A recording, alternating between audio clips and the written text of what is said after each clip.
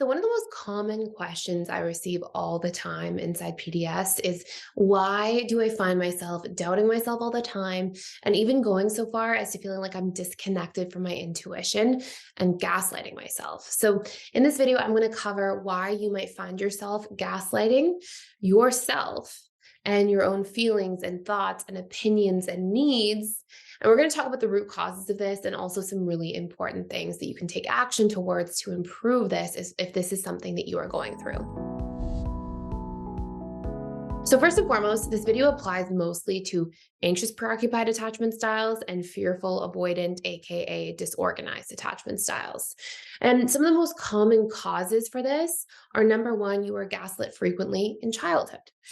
And this can be direct gaslighting, where you were constantly made to, believe that something happened other than it did, or it can be indirect gaslighting. And this is the much more common experience. So let's say, for example, okay, that a child grew up with a parent who is a covert narcissist in the household.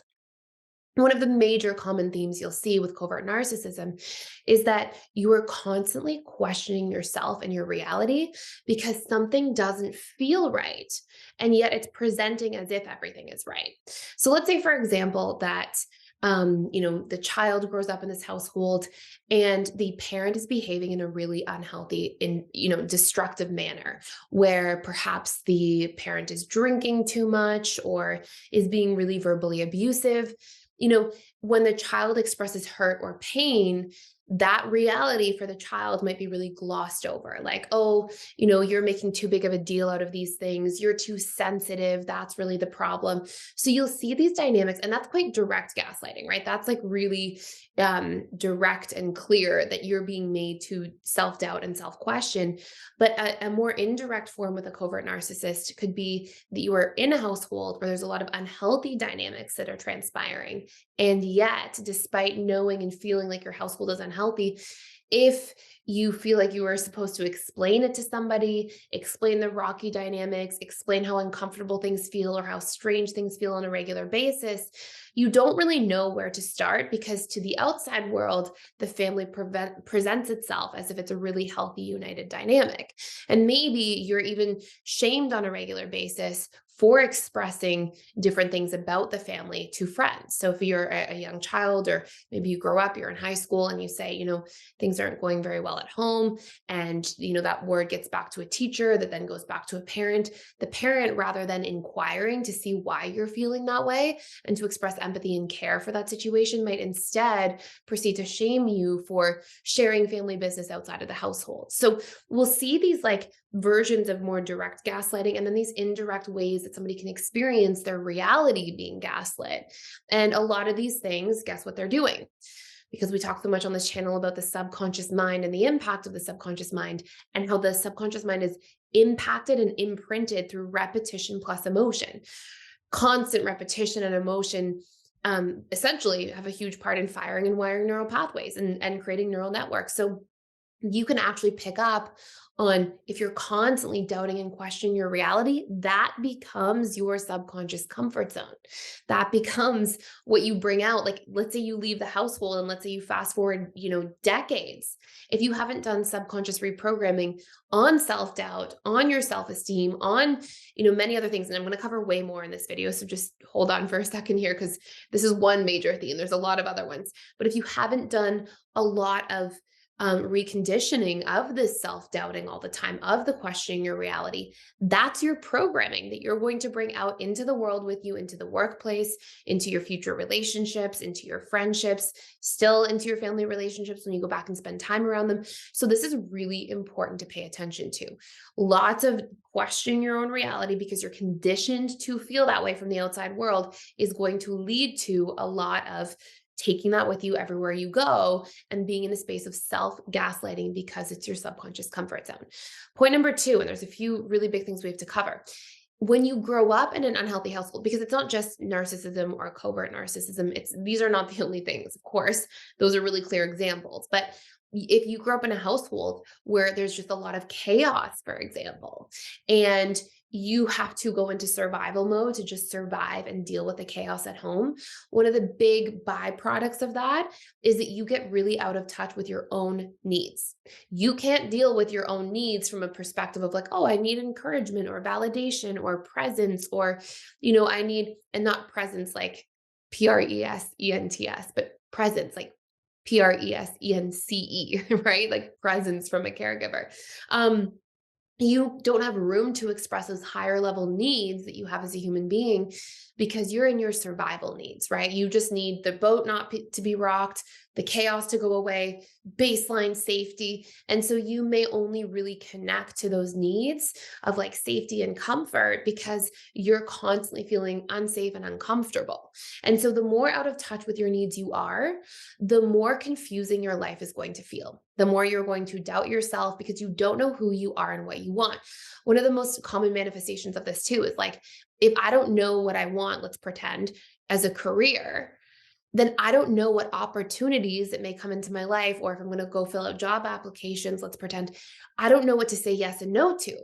So I'm going to constantly feel confused and disoriented and doubt myself because I'm not in touch with my baseline needs. I don't know what I need as a human being, and I haven't done that introspection and reflection. So it's so much easier to be gaslit by others, but also to just gaslight myself into, yeah, I think this is the thing I want to do, and then later to realize like, hey, that's actually not a part of my reality and what I wanted, and maybe I got swayed there from, somebody else's opinion in my life, and then said, oh, their opinion's probably right. And I just gaslight my own feelings about something because if I'm not in touch with myself, it's hard to tell, right? So that's big point number two. Point number three is, and this goes hand in hand if you're disconnected with your needs, is if you're disconnected from your own feelings. A very common manifestation of a lot of chaos in the home, a lot of fears, growing up. It can be the AP fear of abandonment all the time.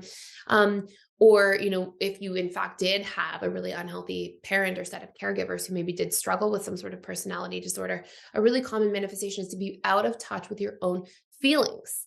If you are constantly having to navigate the feelings of others, or if you're in an enmeshed or codependent dynamic with a lot of chaos, you may find yourself being so focused on feelings of others that you disconnect from your own feelings. And it's hard to really tell what you're feeling.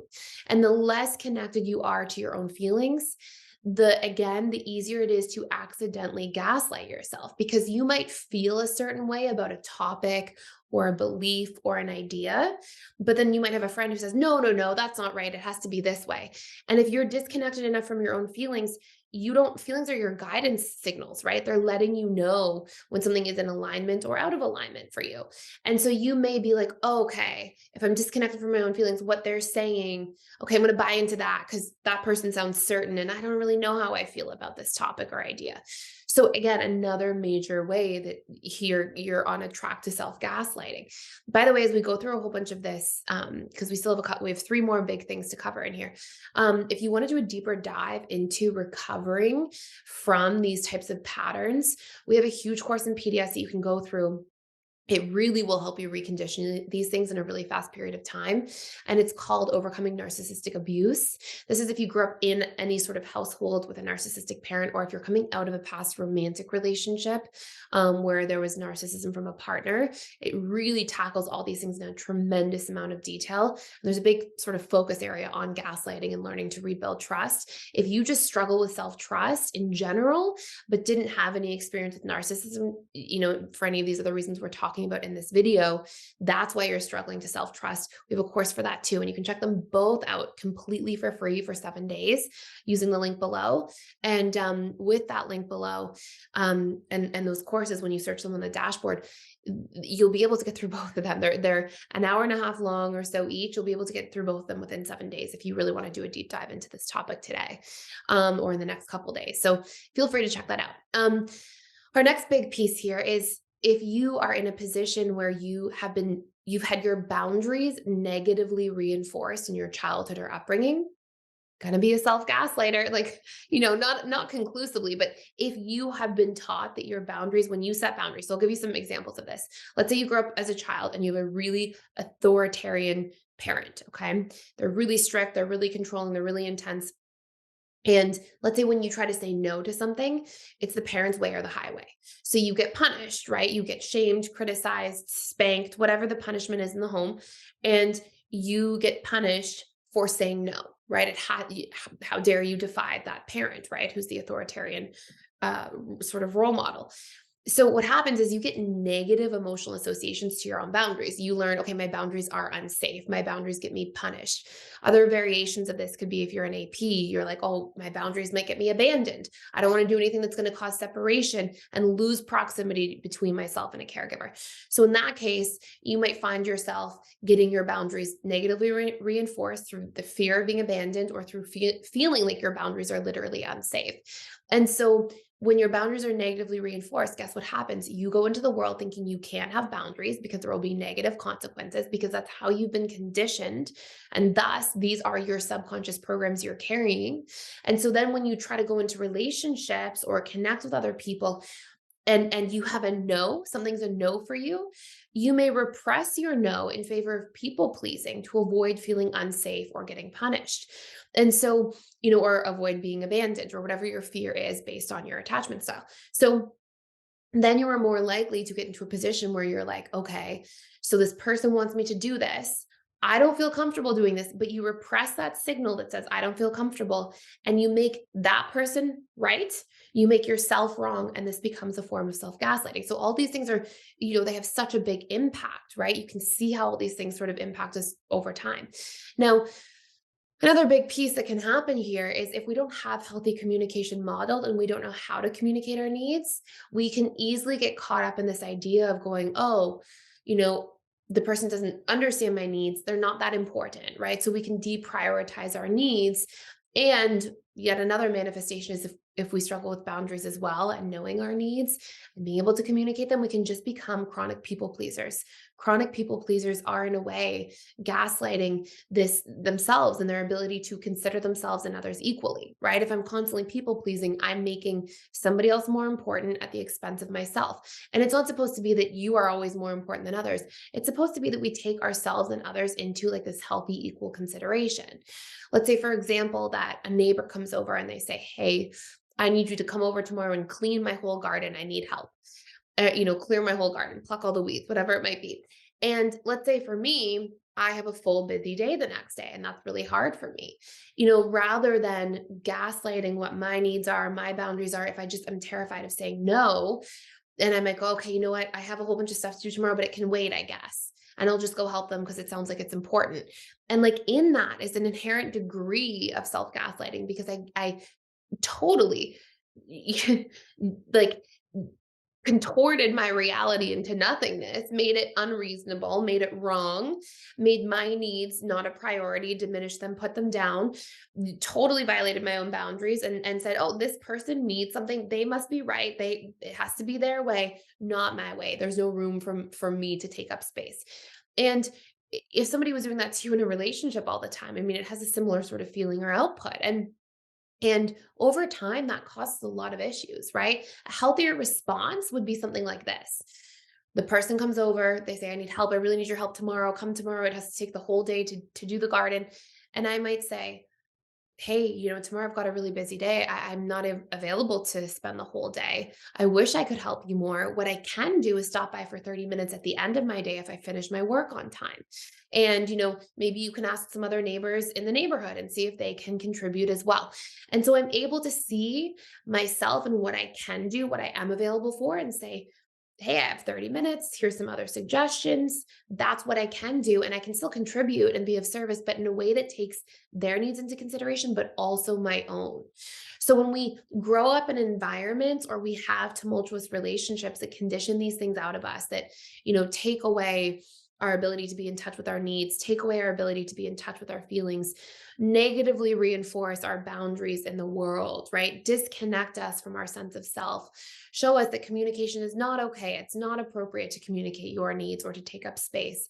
And if we get into the space of chronic self-doubt because it's our programming, because this is, our conditioned environment internally is to gaslight because we were gaslit in those more extreme examples, then these major features are going going to be things that impact us profoundly and make us have difficulty out in the world. So, again, if you want to do a deep dive into this stuff, it's rebuilding inner self trust. But that whole course that I was mentioning earlier, around repairing self-trust. So much of repairing self-trust has to do with knowing myself and my needs, making space to communicate them, allowing myself to take up space, having boundaries so I can have my own back, getting in touch with my feelings because they navigate my truth, right? They give me feedback about what my yeses and nos are, what feels comfortable or not comfortable. Learn to communicate these things. All these things that we've talked about um, have such an impact on repairing that self-trust so that we can get into relationship to ourselves, not be in chronic gaslighting, and feel more fulfilled, more confident, and more rooted in our sense of self from there. So I have some really exciting news, and it's that integrated attachment theory training is back. In other words, you can be trained to become a relationship coach certified in integrated attachment theory in literally 60 days. So who's this for? Well, of course, this is for any individual who wants to make an impact and really be of service to others while also obtaining freedom and flexibility and abundance in their lives. And this is also for anybody who's already a counselor, a therapist, a coach, and just really wants to expand their toolkit. We've had so many people enter into the integrated attachment theory program because they're just looking to obtain a certain degree of mastery in terms of understanding their own attachment patterns and also the attachment patterns of maybe their children or partner or other loved ones in their lives so they can really support those people and understand them more deeply. Now, please keep in mind that the last 2 times we ran this program, we filled up very fast. In fact, we oversold the programs and sold out completely. So if you're interested, click the link below to learn more and dive in with me. And I'd love to see you on the other side before seats run out. So I hope this makes sense. It's a really important topic, and I think it's something a lot of people tend to struggle with. So again, if you want to learn more, check out that course. It's very detailed. You can check it out for free for 7 days. And again, if you really struggle with more overt versions of this, check out the Overcoming Narcissistic Abuse course. Again, it's super detailed, and you can definitely get through it in 7 days. So it will definitely help you have some really big breakthroughs in a short period of time. So thank you for watching. Thank you for being here. If you enjoyed this content today on this channel, please consider subscribing. I put out daily content on YouTube about all sorts of different topics, namely around relationships and the subconscious mind and attachment. And thank you. Thanks for being here. I'll see you in future videos.